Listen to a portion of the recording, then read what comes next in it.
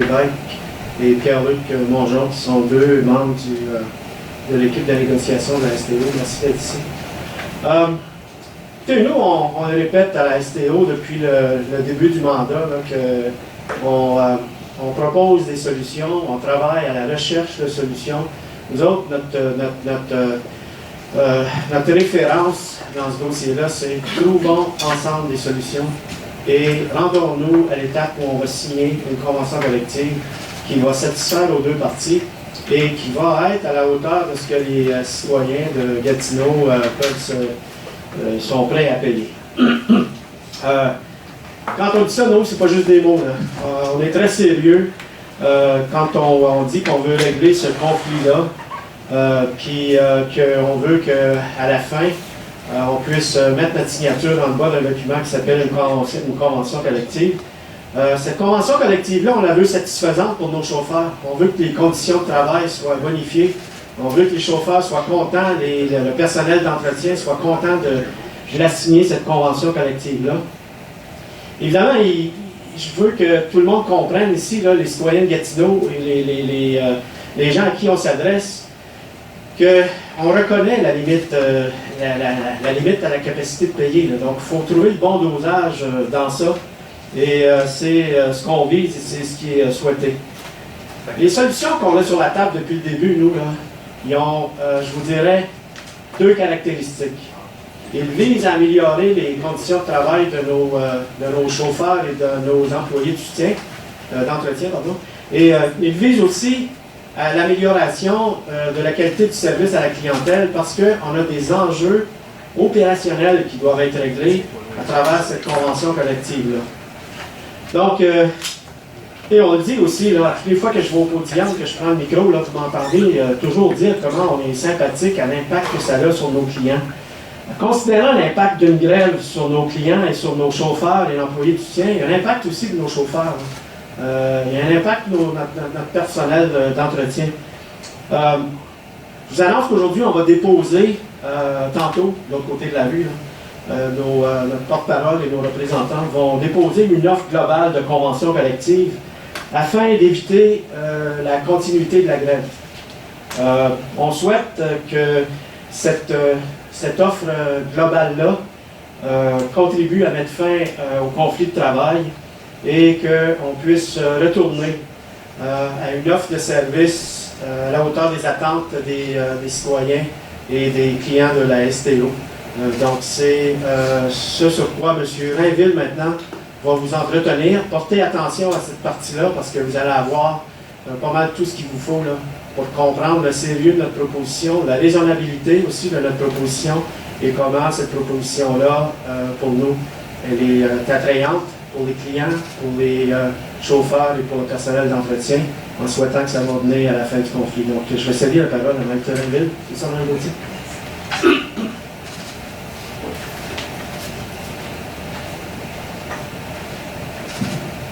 Alors, bonjour à vous tous. D'abord, j'aimerais tout simplement résumer les points qui vont faire l'objet de cette offre qui va être présentée dans quelques minutes. D'abord, sur la question des salaires. La proposition vise une convention collective s'étendant de 2015 à 2019, soit pour la première année 2015, une somme de 1,5% versée forfaitaire. Pour 2016, 1,5% intégré. 2017. Alors, 2017, c'est un peu plus compliqué, c'est plus généreux, c'est 1,5% pour l'ensemble des travailleurs, mais il y a des mesures qui s'appliquent pour des groupes particuliers. Alors, par exemple, pour les mécaniciens de classe 1, c'est 2%. Pour les mécaniciens le mécanicien technicien électronique, c'est 2%. Pour 8 personnes qui sont des volants préposés, qui deviennent des volants mécaniciens ou des volants à un service, c'est 25% d'augmentation ou 15 000 $ environ de plus par année pour chacune de ces 8 personnes-là. Pour les préposés au service qui deviennent mécanos durant la période d'été, 25% pour une période d'environ 14 semaines. Et évidemment, on embaucherait dans cette proposition-là, je vais vous l'expliquer un peu plus tard, des étudiants pour agir comme préposés au service également. Cette proposition-là prévoit également une nouvelle prime qui n'existe pas aujourd'hui, des primes pour les journées multicentres pour les chauffeurs, soit 3 $ par jour en 2017. Ah oui, 2018 et 2019. 2018, 2,2% pour l'ensemble des salaires et 2019, 2,5%. Une nouvelle prime pour les journées multicentres, 3 $ par jour en 2017, 3,50 $ en 2018 et 4 $ en 2019.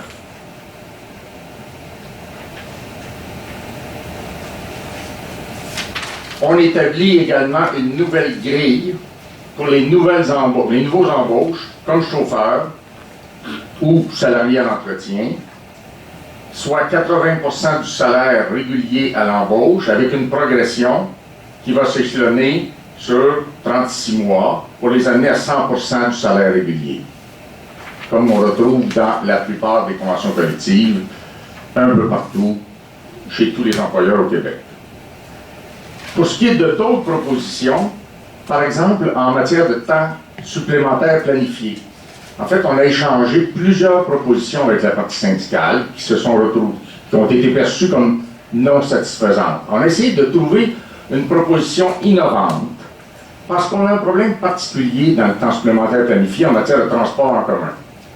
On a la période de pointe le matin, la période de pointe l'après-midi. Alors, il pourrait y avoir, par exemple, des extensions des journées de travail de certains chauffeurs, mais il y a une autre hypothèse qu'on a proposé d'examiner au syndicat, à savoir que nos chauffeurs qui approchent de la retraite, ou qui veulent prendre leur retraite plus tôt, dès l'âge de 57 ans en particulier, mais ça concerne plusieurs chauffeurs, pourraient continuer, après la prise de retraite, de travailler chez nous, de toucher un supplément de revenus en plus de leur rente de retraite, en faisant, à leur choix, par période de choix au liste, c'est-à-dire par période de 4 mois, indiquer qu'ils sont prêts à faire une pointe de matin ou une pointe de soir.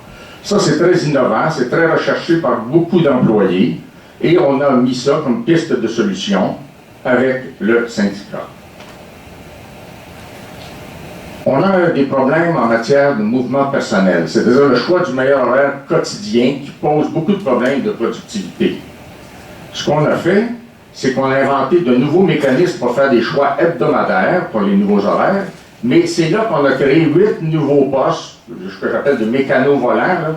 Ces gens-là, qui sont aujourd'hui des préposés, toucheraient 25% d'augmentation en acceptant de travailler comme mécano-volant dans le même genre d'horaire. Évidemment, c'est un emploi qui est mieux rémunéré parce qu'ils auront de nouvelles responsabilités, mais c'est très avantageux pour ces 8 membres du syndicat. C'est une solution, ce que les travailleurs appellent le déboulage, mais qui nous permettrait d'avoir beaucoup plus d'efficacité en matière de mouvement personnel. En matière d'entretien de véhicules, on a une problématique. C'est que durant l'été, on maintient 93% de notre offre de service en matière kilométrique, c'est-à-dire 93% du service. Actuellement, durant l'été, on a une situation qui nous amène à avoir notre main-d'œuvre réduite parfois jusqu'à 50% en additionnant les vacances et les autres congés qui sont prévus, soit à la Convention ou au normes du travail. Afin de résoudre ce problème, on a déjà proposé de mettre les vacances, on dit lisser, mettre les mêmes vacances, égaliser les vacances à travers l'année. On nous a, je pense, défendu de faire ça en nous disant, écoutez, ça ne passera pas, nos membres ne peuvent pas accepter ça. On a trouvé une nouvelle solution, une solution innovante, là aussi, en prenant des préposés au service qui sont qualifiés pour agir comme mécaniciens, en leur donnant une promotion pendant l'été, pendant la période de 14 semaines des vacances, pour agir comme mécaniciens et remplacer ces préposés au service par des emplois étudiants. Évidemment, les gens qui sont préposés au service, à qui on va donner cette promotion-là pendant la période d'été, vont avoir une augmentation pendant toute cette période-là. Ils vont travailler au salaire de mécano plutôt que de préposés au service, ce qui représente, encore une fois, 25% d'augmentation. On a ouvert un deuxième centre, comme vous le savez, au mois de janvier. Donc, nos réserves, les chauffeurs qui servent à combler les besoins urgents de service, soit parce qu'il y a des absences imprévues ou autres, les réserves, on veut les distribuer à partir de 2 centres et non d'un seul centre, donc qu'il y ait des réserves à Gatineau et à Hull. On a un problème d'absentéisme. Là, encore une fois, on a proposé une solution innovante. Il y a 2 façons d'aborder l'absentéisme quand vous avez un problème d'absentéisme. Vous mettez plus de contrôle. Il y avait beaucoup de réticence du côté syndical. Ça existe chez beaucoup d'employeurs. Mais nous, on a innové, on a proposé une solution différente. Nos employés aujourd'hui ont 10 jours de maladie, 4 jours mobiles, 14, les mobiles peuvent être pris en maladie, ce qui fait 14 jours. On a proposé de réduire ce chiffre-là à 11, mais de donner une prime de 4 jours en échange. Donc, plus de jours pour ceux qui sont absents 3 jours et moins. En d'autres termes, si vous êtes absent 3 jours et moins dans l'année, vous toucherez une prime de 4 jours à la fin de l'année. Ce qui sera plus que le chiffre actuel. C'est une incitation à la présence au travail, sans avoir à imposer de nouvelles mesures coercitives. Et je pense que ça, c'est une... D'ailleurs, ça se fait chez d'autres employeurs. Je l'ai déjà réussi dans le transport en particulier. Donc, je sais que c'est possible de le faire et que ça donne des résultats favorables. Et ça encourage tous ceux qui sont déjà très présents au travail. Donc, la formule est assortie d'une prime qui est plus importante que le retrait des 3 jours. Les blocs de 12h30 d'amplitude, on les a abandonnés. C'est un avantage important pour nous, mais on comprend qu'il y a beaucoup de difficultés à implanter ça. Le syndicat était très réticent. Conséquemment, dans la nouvelle proposition, dans la proposition globale, on retourne au statu quo en matière de blocs d'amplitude. En matière de sous-traitance et changements technologiques, on propose le statu quo, mais également l'implantation d'un programme conjoint avec le syndicat, de concert avec le syndicat, de faire un programme de formation afin de permettre aux employés qui seraient affectés par les changements technologiques de s'y adapter. C'est une mesure qui est très positive, encore une fois, qui devrait s'inscrire comme dans une démarche conjointe des parties pour aider les employés à faire face aux changements technologiques. En matière d'horaire de travail des chauffeurs, ce que certains appellent des temps de battement, là, ça c'est pour réguler le service. Nous, on a déjà souligné les difficultés qui sont associées à changer tout le système. Mais il peut arriver, moi je l'ai vécu dans d'autres sociétés de transport, où il y a des circuits particuliers qui posent problème. Ce qu'on propose au syndicat, c'est un comité paritaire chargé de recommander des solutions afin de régler au cas par cas des situations problématiques quand il y en a qui se présentent. S'il y a un problème, on va s'asseoir avec le syndicat, au comité paritaire, on va examiner la situation, obtenir les résultats et proposer des solutions. Finalement, la question des gestionnaires de premier niveau, il y a à toute fin pratique, je crois, une entente sur ce sujet-là entre les parties. Il suffira que le syndicat nous la confirme. Pour le reste, la proposition vise le maintien du statu quo de la convention collective actuelle. Alors, on peut constater qu'il n'y a pas beaucoup de sujets qui sont sur la table et donc, conséquemment, on espère que cette proposition globale va amener les parties à s'asseoir et tenter d'en arriver en règlement dans les meilleurs délais. Merci, M. Rainville. Je vous rappelle, et je vous ai vu tweeter, c'est très correct d'annoncer qu'on va déposer une offre globale. Toutefois, je vais vous remettre un document sous embargo 15h30 avec l'ensemble des détails de ce qui a été présenté. Dans la mesure du possible, je vous invite à le respecter et on pourra, d'ici 15h30, heure de la rencontre.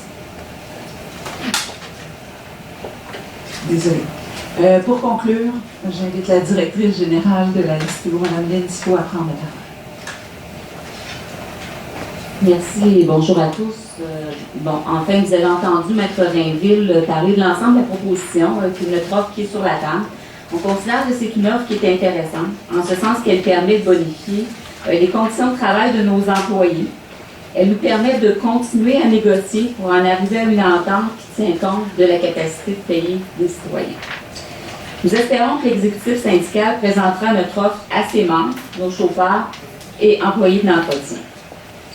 La STO tient à rappeler qu'elle est toujours favorable à une proposition d'arbitrage. Elle a été depuis le début, advenant que cette offre ne trouve pas un chemin au travers, elle ne trouve pas un accord auprès de la partie syndicale pour continuer à négocier. On est prêt à continuer à négocier tout ce qui est les modalités du processus d'arbitrage. Toutefois, on tient à préciser que le processus d'arbitrage tel qu'il est proposé par l'exécutif syndical, on vous l'a déjà expliqué, je crois, c'est un processus qui implique qu'on reprend au complet la convention collective, qu'on la négocie en 3 blocs, donc il s'agit de 3 processus d'arbitrage distincts. Dans chacun des cas, dans un type de processus comme celui-là, il faut faire appel à des témoins experts. Évidemment, on a des avocats qui sont autour de la table. C'est un processus d'arbitrage qui est très long, qui est très fastidieux et qui est très coûteux pour les 2 parties. Pour nous, ce n'est pas vraiment la solution optimale, ni pour les citoyens, ni pour l'ensemble de nos employés. Donc, nous, ce qu'on propose, on est tout à fait à l'aise avec un processus d'arbitrage, mais ce qu'on propose, c'est de travailler sur un processus d'arbitrage en accéléré, dont on travaillera les modalités d'entente avec le médiateur et les parties syndicales. Pour terminer, nous espérons que l'offre globale qu'on met sur la table aujourd'hui sera accueillie favorablement par le syndicat et qu'ils accueilleront la main que l'on tend en acceptant de se rasseoir à la table et qu'ils renonceront à leur journée de grève de demain, et ce, dans l'intérêt des membres, des clients, des contribuables et des employés de la STO. Alors, merci beaucoup à vous tous. En conclusion, M. Carpentier, je vous cède à nouveau la parole. Je vais faire une petite parenthèse avant. La formule que vous préconisez, c'est la mêlée de presse, mais est-ce que vous souhaitez, étant donné que c'est une rencontre, échanger ou mêlée de presse? Je vous donne.